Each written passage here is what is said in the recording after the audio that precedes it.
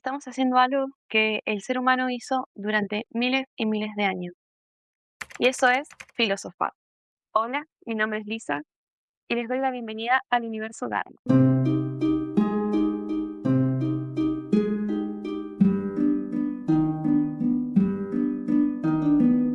La filosofía es considerada la madre de todas las ciencias, ya que sus bases se establecen mediante la formulación de preguntas, sobre todo sobre el ser y sobre el mundo que nos rodea. Parece ser que esta curiosidad es inherente al ser humano, ya que ha estado presente a lo largo de diferentes épocas históricas y también civilizaciones. Algunas de estas respuestas o corrientes de pensamiento las vamos a ir hablando, no solamente en este video, sino que a lo largo de todos los videos que vamos a ir subiendo a YouTube. Básicamente, sin filosofía no estaríamos acá, en cuanto a lo que a mí me concierne. Al ser una ciencia que incita a la reflexión y su metodología de investigación es mediante la formulación de preguntas, no es de extrañar que otras ciencias, como por ejemplo la biología, partan de ella, ya que en algún momento alguien se preguntó sobre por qué los animales acuáticos podían existir y respirar bajo el agua y por qué nosotros no. La etimología de la palabra filosofía proviene de las palabras filo, que significa amor, y sofía, que significa sabiduría, por lo que se podría traducir como amor a la sabiduría. Uno de los antiguos filósofos que me gustaría traer a la conversación es Sócrates. No es el primer filósofo, pero sí que junto con él se dio inicio a la filosofía clásica griega. Por eso es tan importante, porque marcó un antes y un después en la forma en la que nos relacionábamos tanto con esta disciplina como el mundo en consecuencia. Me gustaría comenzar hablando de Sócrates con una historia. Resulta que su amigo Querofante fue al horóscopo de Delfos y le preguntó quién era el hombre más sabio de Atenas. Y el oráculo le dijo que el más sabio era Sócrates. La cosa es que cuando Sócrates se enteró de esto, dijo, pero ¿cómo voy a ser yo el más sabio si están los políticos que encabezan la organización social y política, ¿no? También tenemos maestros que enseñan a las nuevas generaciones, entonces ¿cómo Sócrates va a ser el más sabio si ni siquiera se dedica a enseñar nada? ¿Qué es lo que él sabe que los demás no? Entonces, lo que hizo Sócrates fue que empezó a hablar y a entrevistar a estas personas que él consideraban que supuestamente son las más sabias, porque están ocupando un cargo importante y de responsabilidad. No pueden dejar esos cargos a manos de cualquier ignorante. Entonces él dijo, bueno, a ver, vamos a ver, a medir el nivel de sabiduría en la polis.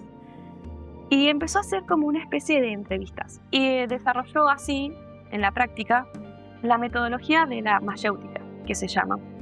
Es un diálogo filosófico basado en que él se posicionaba como un completo ignorante en el tema que está consultando, entonces la otra persona te va a empezar a explicar desde la base.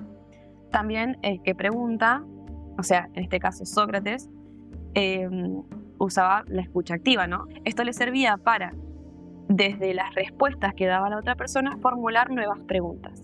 Entonces esto se hacía un bucle, una espiral, y esto se enroscaba tanto que generalmente, o muchas veces, demasiadas, evidentemente, llegaba a un punto en donde la persona que sabía y dominaba el tema se lograba pisar a sí mismo o contradecir. Entonces después los enfrentaba y les decía, entonces al final no sabes, no sos tan sabio como decías ser, porque te contradecís, porque no sabes sostener tu propio argumento. No intentaba contradecir a su rival en esta discusión, sino que simplemente les formulaba preguntas para que él mismo vaya generando el diálogo e incluso lograba hacerlos dudar. También hay muchos relatos que dicen que esto era bastante insoportable para la gente, como que lograba caer mal el hombre Sócrates, porque era bastante pesado, o sea, como que no la terminaba más con las preguntas, hasta llegar a un punto sin retorno, ¿no? Esto deja en evidencia que los supuestos sabios en realidad son ignorantes porque no logran admitir que no conocen ni saben todo. La frase de yo solo sé que no sé nada se le atribuye a Sócrates, no porque él específicamente haya escrito esta frase tal cual, porque de hecho él no escribió prácticamente nada. Todo lo que sabemos de él o todo lo que tenemos escrito o registrado sobre él lo escribieron sus discípulos. Pero esa frase resume a la perfección la filosofía que llevaba Sócrates a tanto su vida profesional como literalmente en todos los ámbitos de tu vida.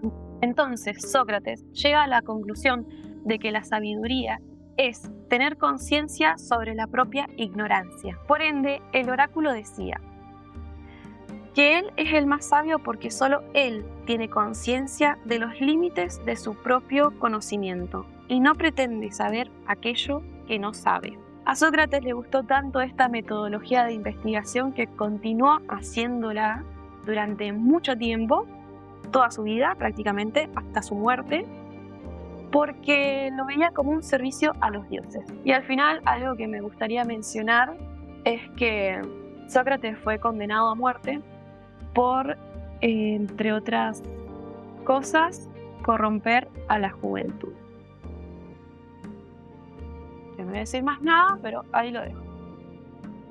Siguiendo con el pensamiento de Sócrates y teniendo en cuenta la definición de filosofía que di hace un momento, la palabra filósofo se puede traducir o entender como quien está en constante búsqueda del conocimiento, mientras que la palabra sabio significa quien posee sabiduría.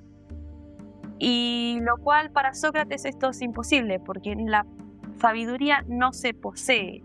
Se puede llegar a alcanzar ciertos conocimientos, pero la sabiduría absoluta no. Como ya mencioné antes, Sócrates no dejó prácticamente escritos ni teorías formuladas, sino que mucho de lo que sabemos de él es gracias a, sobre todo, uno de sus discípulos llamado Platón, que es de quien quiero hablar a continuación. Platón también siguió un poco con la línea de Sócrates, intentando definir qué es el conocimiento y cómo se puede obtener, pero él decidió ir un poco más allá. Hizo una distinción entre el mundo material y el mundo de las ideas. Las cosas del mundo material se perciben con nuestros sentidos materiales, por decirlo de alguna manera, que son los que están en contacto con la realidad. Mientras que en el mundo de las ideas habita el alma, es donde reside el verdadero conocimiento, ya que Platón consideraba que el alma traía conocimientos innatos antes de encarnar en este cuerpo y que también todas las cosas materiales que podemos ver y percibir son una versión imperfecta de cosas que ya existen en el mundo de las ideas. Yo no sabía esto, pero hace un par de meses me crucé con unos escritos de él que hablaba sobre justamente esto y yo cuando lo leí dije, Platón era consciente de el akasha, si lo llamamos, si lo traemos al New Age. Eso me parece muy interesante. Bien, hablando de sensaciones y percepciones, las sensaciones son las que podemos recaudar mediante nuestros órganos sensoriales, justamente, del entorno. Mientras que las percepciones son las apreciaciones personales que hacemos nosotros de esta recaudación de información. Como por ejemplo, vemos una escultura mediante nuestros ojos, la podemos sentir mediante el tacto, pero nuestra percepción de esa puede ser me gusta o no me gusta, me parece bonito o no me parece bonito, etc. Una cosa es la obra, la escultura, y otra cosa es lo que nos parece de ella. Entonces acá nos metemos en algo un poco más delicado, que es en cuanto que Platón se dio cuenta que a veces podemos llegar a percibir cosas que no son en realidad, porque están contaminados con nuestra experiencia en este cuerpo y en este mundo. No son 100% puras la recaudación de información del exterior, sino que está atravesado por nuestra personalidad y por nuestras experiencias. Justamente, eso es lo que significa percepción. Redundante. El mito de la caverna explica un poco esto sobre cómo podemos creer conocer algo, pero en realidad estamos viendo una fantasía, o lo que nuestros ojos ven no es el 100% de la realidad. Esto empieza en una caverna, justamente, donde hay una pared que divide la última partecita de la cueva, sería. De este lado, mirando hacia la pared, hay unos prisioneros que están encadenados y que estuvieron toda su vida encadenados en posesión de que solo pueden mirar hacia la pared de la cueva. Del otro lado de la pared hay un fuego que emite luz y unas personas que pasan con unas figuras en la cabeza o con los brazos levantados así, que sobresalen de la pared. Entonces, esta luz y estos objetos generan sombra en la cueva. Los prisioneros, que solamente han visto eso toda su vida, creen que es la realidad. Conocen a los elefantes porque les mostraron una figura de elefante, o las plantas porque les mostraron una figura de planta. Pero no conocían la realidad tal cual nosotros la hemos visto. Cuestión, que en un momento uno de los prisioneros logra salirse de esa posición, escaparse y ascender por la cueva hasta lograr salir. Cuando sale, lo primero que sucede es que queda totalmente encandilado por la luz del sol que nunca había visto, y después, cuando sus ojos logran acomodarse a esa luz, empieza a ver el mundo exterior, el pasto, los árboles, animales, y es como dice, wow. O sea, esto es como una réplica de lo que nos han estado mostrando. El otro era como una representación de este mundo. Esta era la fuente de inspiración de donde salían esas figuras que nos mostraban a nosotros. Entonces el lobo tiene una revelación. La cosa es que piensa que sus compañeros, con los que creció, también merecen conocer la verdad y saber que están viviendo en un engaño. Entonces él vuelve a ingresar a la cueva. La idea era desatarlos y que pudieran subir con él, todos juntos, a vivir en el mundo real. La cosa es que cuando ingresa de nuevo a la cueva y empieza a adentrarse en las profundidades, deja de ver, porque viene totalmente encandilada de afuera. Entonces comienza a tropezar con todo lo que hay ahí, y cuando llega a sus compañeros lo ven así todo desorientado y confundido, y piensan que está loco, que le pasó algo terrible afuera y que volvió como un desorientado, justamente. Y encima diciendo que afuera hay un mundo más real que el mundo real que conocemos. No, estás totalmente equivocado. Y la cosa es que sus compañeros no quisieron salir de la cueva. Y encima, miedo a salir de la cueva. Ya no solamente se quedaban ahí por zona de confort, sino que era pánico a lo desconocido, que evidentemente le había hecho mal al compañero. Y el otro no encontraba cómo convencerlos de que era bellísimo lo que había afuera. Este mito puede ser una representación de el filósofo, que es quien se anima a salir de la profunda oscuridad en búsqueda de conocimiento, en el sentido metafórico de abrirnos los ojos.